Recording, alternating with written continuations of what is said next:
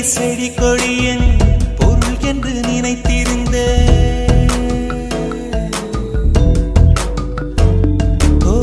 பூக்களை செடி கொடியன் பொருள் என்று நினைத்திருந்தேன். பூவை உன்னை பார்த்த பின்னே பூக்களின் மொழி அறிந்த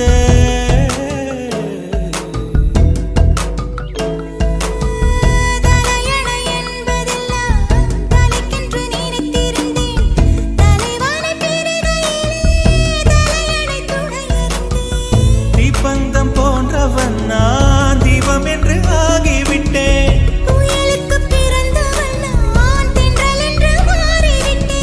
கருங்கலை போன்றவன் நான் கற்பூரமாகிவிட்டேன். சந்திரனை